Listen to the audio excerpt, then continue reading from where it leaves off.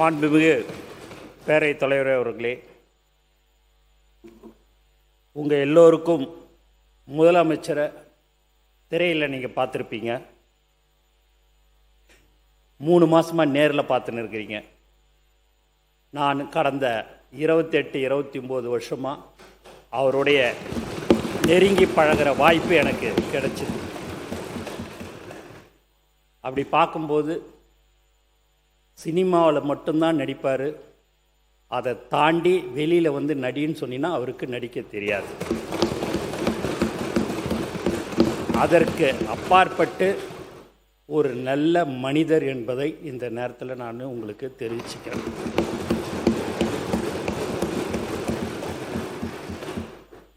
ஏன்னா அவர் வந்து ஒரு கல்ட்டுன்னுவாங்க, ஒரு பெரிய ஸ்டார். அந்த ஸ்டாராக இருக்கிறோமே, அந்த மாதிரியான ஒரு எண்ணங்கள் எப்போதுமே அவருக்கு இன்னைய வரைக்கும், ஒரு முதலமைச்சர் ஆன பிறகு கூட சரி, அந்த ஒரு நினைப்பே அவருக்கு இல்லை.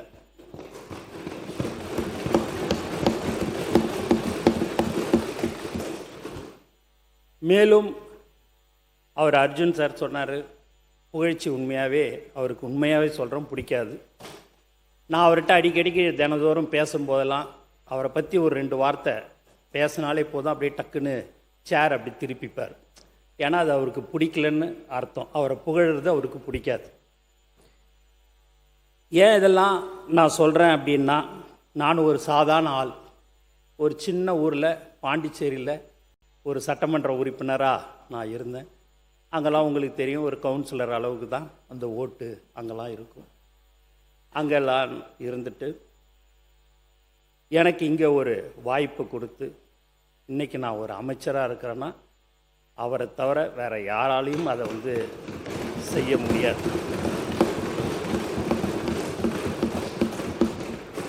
இங்கே நீங்கள் பார்த்தீங்கன்னா எனக்கு பின்னாடி எல்லாம் சட்டமன்ற உறுப்பினர்கள்லாம் இருக்கிறாங்க. துணை சபாநாயகர் பார்த்தீங்கன்னா நில்லுன்னு சொல்லும்போது, எலெக்ஷனில் நில்லுன்னு சொல்லும்போது, ஆனால் என்கிட்ட வெறும் 75,000 ரூபா தான் இருக்குதுன்னாரு. அது போதும், தலைவர் சொன்னார், நீ நில்லு, நான் மற்றதை பார்த்துக்கிறேன், நீ போய் நில்லுன்னாரு. நின்று இன்னைக்கு துணை சபாநாயகராக அவர் வந்துட்டார். நைட்டு 1:30 மணிக்கு முசிறி தொகுதியில் ஃபோன் அடித்தேன் விக்னேஷுக்கு.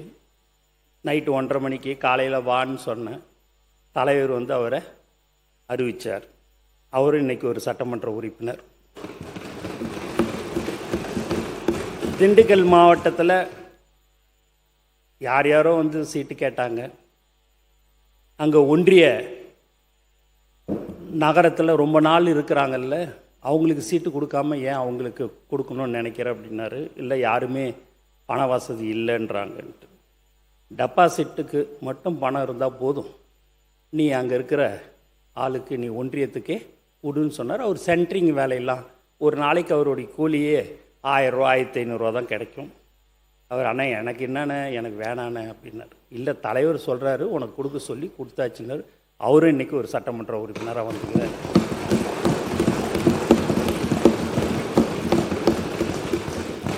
ஜாதி, மதம், பணம் எதுவுமே இந்த தேர்தலில் எடுபடலை. அவர் ஒருத்தருடைய முகத்துக்கோசம் நாங்கள் எல்லாம் இன்றைக்கி ஜெயிச்சு இன்றைக்கி ஒரு அமைச்சராக, ஒரு சட்டமன்ற உறுப்பினராக நாங்கள்லாம் இருக்கிறோம். இந்த இடத்துல நான் அதை கண்டிப்பாக பதிவு பண்ணணுன்றதுக்கோசம்தான் இதெல்லாம் நான் வந்து சொல்கிறேன். நிறையா விஷயங்கள் அவரை பற்றி நான் சொல்ல வேண்டியது இருக்குது. இருந்தாலும் நீங்கள் நேரம் சொல்லிட்டீங்க, நேரம் சுருக்கமாக பேசணும் அப்படின்னுட்டுன்னு சொன்னீங்க. மேலும் நீங்கள் மற்ற சட்டமன்ற உறுப்பினர்லாம் சொல்லும்போது தலைவர் பேரை சொல்லிவிட்டு பொதுச் செயலாளருக்கும் நன்றி அப்படின்னாங்க. இதே வேறு ஒரு தலைவர் கிட்ட இருக்கும்போது என் பேரெல்லாம் அதுமாரி சொன்னாங்கன்னா அடுத்த நாளே அந்த பதவி இருக்காது.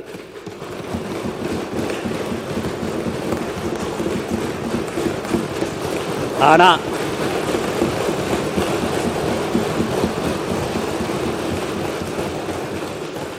ஆனால் எனக்கு சொல்லும் போதே அந்த பேரை சொல்லும்போது, என் பேரை சொல்லும் போதே நான் அப்படி ஒரு பயப்படுவேன். நான் என்னைக்கு 28 29 வருஷத்துக்கு முன்னாடி எங்கள் தலைவரை நான் பார்த்தனோ அந்த பதட்டம் இன்றைக்கும் இப்பயும் எனக்கு இருந்துக்கினே இருக்கும்.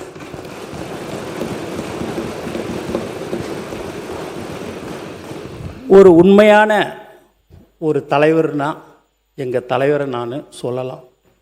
நீங்கள் கூட நாளைக்கு ஏதாவது உங்கள் தொகுதிக்கோ இல்லை வேறு ஒரு பிரச்சனைகள் ஏதாவது நீங்கள் சொன்னீங்க அப்படின்னா, நீங்கள் அவரை எப்படி வேணாலும் நீங்கள் அவரை திட்டியிருக்கலாம், இப்படி போனாலும் வந்தீங்கன்னா வாங்க, இன்னும் உங்களுக்கு ஓணும், இன்னும் செய்யணும் அப்படின்னு செய்யக்கூடியவர் தான் எங்கள் தலைவர்.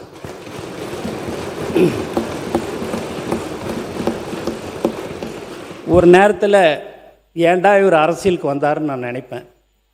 ஏன் அப்படின்னு பார்த்தீங்கன்னா, இந்த யூடியூப்பில் கடந்த 2 வருஷம் 2.5 வருஷமாக அவரை திட்டாத திட்டில்லை.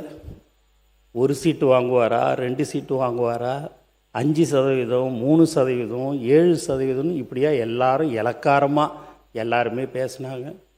அதுலேயும் இந்த யூடியூப்பில் டிவியில் வாடகை வாயிலாம் இருக்குது. அந்த வாய் என்னன்னா பேசணுமோ அவ்வளவும் பேசும். நான் கடந்த 28 வருஷமாக 29 வருஷமாக யாராவது ஏதாவது சொன்னாங்கன்னா, படத்தை பற்றி சொன்னாங்களும் கூட ஏதாவது சொன்னேன்னா, அதெல்லாம் விட்டுட்டு போனேன். 10 பேர் சொல்கிறாங்க, அதில் 11 நினச்சிங்க, அதெல்லாம் விட்டுப்போங்க, அதெல்லாம் ஏன் கண்டுக்கிறீங்க அப்படின்வார். நம்ம ஆளுங்க எல்லாம் புதுசாக அரசியலில் வந்தவங்க எல்லாம் எங்கள் கூட புதுசாக வந்தவங்களாம் விடக்கூடாது அப்படி இப்படின்வாங்க. அதெல்லாம் விடுங்க, அவங்க பாட்டுன்னு பேசணும்னு பேசுகிறாங்க, அவங்க பாட்டுன்னு பேசட்டுமே, நமக்கு எதுக்கு இப்போது அவங்க விட்டு நம்ம வேலையை பார்ப்போன்னு சொல்லக்கூடியவர் தான் எங்கள் தலைவர் தளபதி என்பதையும் தெரிவிச்சுக்கிறேன். அப்போ நான் அதை நினைப்பேன், இப்படியெல்லாம் அவரை சொல்கிறாங்க, மக்களுக்கோசமும் எங்களுக்கோசமும் அதையெல்லாம் பொறுத்து கொண்டு பரவாயில்ல யார் எப்படி பேசினாலும்ட்டுன்னு நானும் சார் இதுமாரி பெரிய பெரிய கட்சியெல்லாம் கூட்டணி வச்சுருக்குறாங்க, நம்மளும் கூட்டணியில் தனியாக நிற்கிறோம் அப்படின்ட்டு தைரியமாக தில்லா தனியாக சிங்கிளாக நிற்போம், கண்டிப்பாக நம்ம ஜெயிப்போம், அதில் எந்த வித மாற்று கருத்தும் இல்லை. நீ எதுக்கு, நீ உனக்கே பயமாக இருக்குதா அப்படின்னு என்னை கேட்டேன். பயப்படல சார், நான் பயப்படல, இருந்தாலும் ஒரு பயம் எனக்குள்ளார ஒன்று இருக்குது. நீங்கள் எப்படியாவது இந்த முதலமைச்சராக நீங்கள் ஆகணும். உச்சத்தில் இருக்கும்போதே நான் என்னுடைய மக்கள், தமிழ்நாட்டு மக்கள் என்னை உச்சத்தில் வச்சாங்க. அப்படி வச்சுருக்கும்போது அந்த உச்சத்தில் இருக்கும்போதே நான் விட்டுட்டு அரசியலுக்கு வரணுன்னு தான், மக்களுக்கு சேவை செய்யணுன்றது எண்ணம் தான் எனக்கு இருக்குதே ஒழிய, நான் ரிட்டையர்ட் ஆன பிறகு நான் அரசியலுக்கு வர்றதுக்கெலாம் எனக்கு விருப்பம் இல்லை.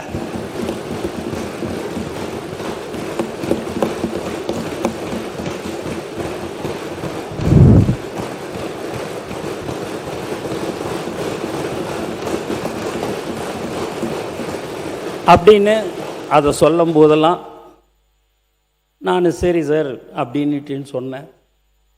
எங்கள் ஆளுங்க மாவட்ட செயலாளருக்கெல்லாம் சீட்டு கொடுக்கும்போது போய் வா இந்த மாதிரி சீட்டுக்கு இல்லை நீ நெல்லுன்னும் போது, இல்லை எனக்கு வேணாண்ணே, நான் இட்டுன்னு வர ஒரு ஆளை நீங்கள் சீட்டு கொடுத்துருக்கண்ணே தொகுதியில், எங்களுக்கு வேணான்னு, நான் பார்த்துக்கிறேன்பா, டெபாசிட்டு மட்டும் நீ பணத்தை கட்டிட்டா போதும், நீ பாட்டுன்னு போய் விசில் சின்னத்துக்கு போய் நீ வெறும் ஓட்டை மட்டும் கேளு, அது ஆட்டோமேட்டிக்காக இல்லைண்ணே, ஏதாவது ஆயிடுச்சுன்னா தலைவருக்கு அது தப்பாயிடும்ண்ணே, நான் வேறு யாரையாவது சொல்கிறேன்னு சொல்லி நிறையா பேர் இட்டுன்னு இப்போ 75-80% ரசிகர் மன்றமாக, மக்கள் இயக்கமாக, நற்பணி இயக்கமாக இருக்கிறதுல இருந்தவங்க தான் இன்றைக்கி இருக்கிறாங்க. அந்த மீதி 20% எங்களுடைய மாவட்ட செயலாளர்கள் இவங்களுக்கெல்லாம் சீட்டு கொடுங்க அப்படின்னு சொல்லி சொன்னாங்க, கொடுத்தோம். அதுமாரி மாற்றுக் கட்சியிலேருந்து சில பேர் வந்தாங்க.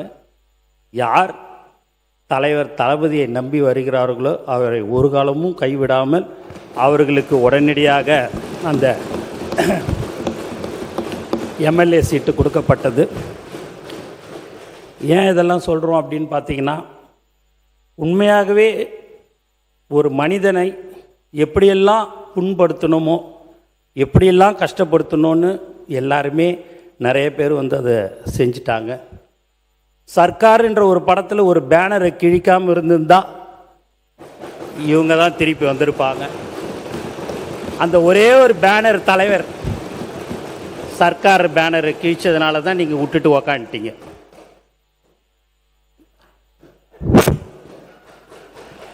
அது நீங்கள் கிழிக்காமல் இருந்திருந்தீங்கன்னு வச்சிங்களேன், நீங்கள் தானே இருந்திருப்பீங்க அடுத்தாப்புல. நீங்கள் அந்த ஒரு பேனரை கிழிச்சதுனால தான் நீங்கள் இல்லை.